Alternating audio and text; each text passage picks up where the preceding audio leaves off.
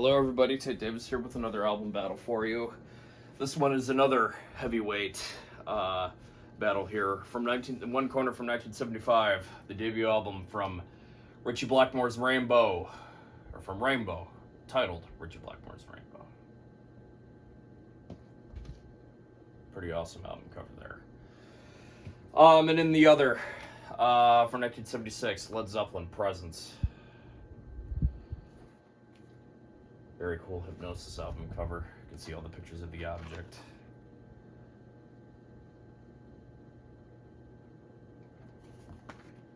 Awesome stuff. Look right here. See the object? Nice. Let's talk about this one first because this came out a year earlier. So 1975, Ritchie Blackmore's Rainbow. Ritchie Blackmore's just left Deep Purple to go form a band with former Elf lead singer Ronnie James Dio, but in order for Dio to join him in the new band venture, wants to bring along the most of the guys in Elf, except for the guitar player. So the band consists of Ronnie James Dio on vocals, Ritchie Blackmore on guitar, Gary Driscoll on drums, the very underrated Gary Driscoll on drums, Craig Gruber on bass, another very underrated bass player, and then Mickey Lee Saul on all sorts of keyboards. Produced by Martin Birch, originally released on Oyster Records, which is, I believe, a subsidiary of Polygram.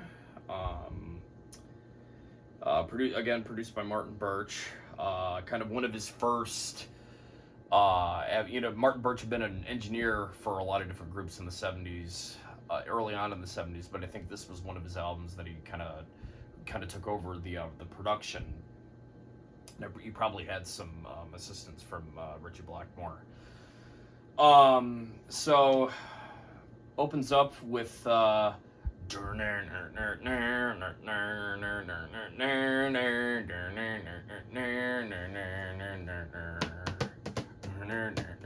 of the great hard rock riffs of all time, Man on the Silver Mountain. Great vocals by Ronnie James Dio. Awesome song. Still hear it on the radio occasionally.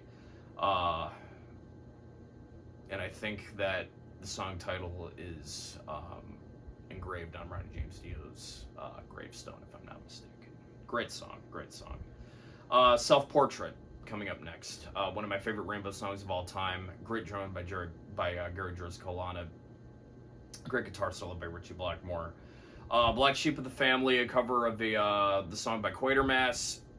Done well here. Probably one of the weaker songs on the album, but still very fun. Kind of elvish. Sounds like a song that Elf would have done. Closing off side one, the awesome Catch the Rainbow.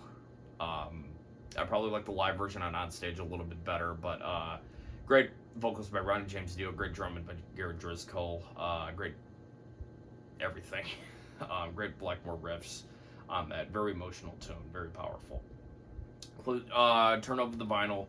Side 2, Snake Charmer. Really good bass work by Craig Gruber on that. Awesome song. The Temple of the King, also covered really well by the Scorpions on the Ronnie James Dio tribute album that came out in the early 2010s. Great acoustic guitar work by Mr. Blackmore on that. If you don't like rock and roll, kind of sounds like it would have been an Elf leftover from maybe Carolina County Ball or something like that. Cool song. Again, probably not as strong as some of the other tracks on here, but still really fun. 16th Century Greensleeves, a Rainbow classic. Done even better on the Onstage album. Awesome. Great vocals by Dio on that. Great guitar work by Mr. Blackmore. And then what is probably one of the coolest cowbell drum parts of all time. Their instrumental take on Still I'm Sad by the Yardbirds. Really cool riff by Blackmore, and a really cool sort of Latin influenced drum part by Gary Driscoll with the cowbell. Awesome stuff. So overall, one of my favorite debut albums of all time. I like probably Rising and Long Live Rock and Roll a little bit more than this, but this is still a great debut. Not a single bad track on it. And, that album cover, Very mysterious. Played this a lot in high school. It's a great one, folks. As is this one too. From 1976, Led Zeppelin Presence.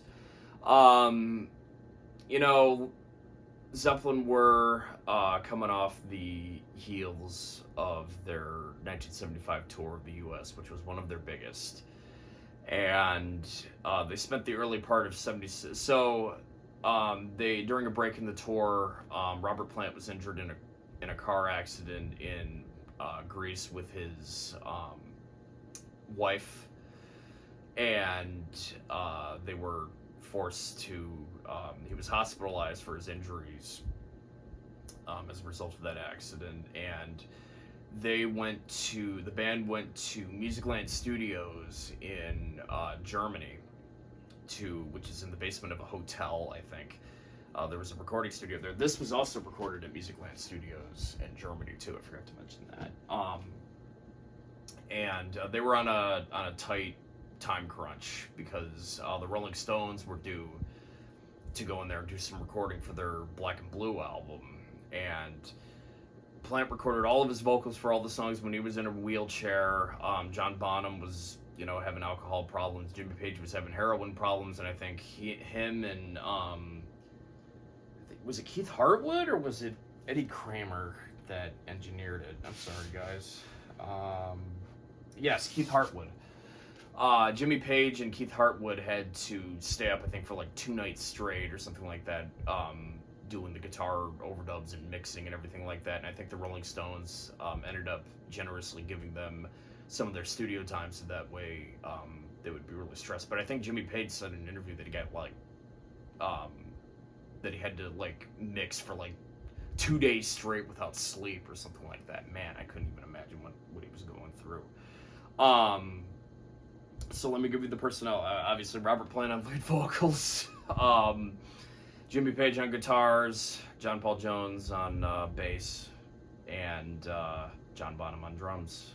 Produced by Jimmy Page, mixed by Keith Hartwood. Recorded at Musicland Studios. Released on Swan Song Records. Their second one released on... No. Yes. Yeah, second one released on Swan Song Records. Opens up with Achilles' Last Stand. One of my favorite Led Zeppelin songs of all time. 10 minutes of pure, epicness, for lack of a better term. John Bonham doing those drum fills between the snare and the crashes. Just kind of out of nowhere. Jimmy Page's guitar solo, one of my favorite Jimmy Page guitar solos of all time. Great vocals by Plant.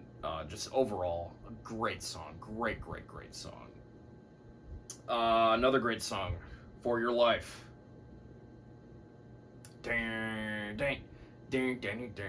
A song that they would actually resurrect for the Celebration Day show at the O2 in London. Great song, great drumming performance by Mr. Bonham, great guitar solo by Jimmy Page.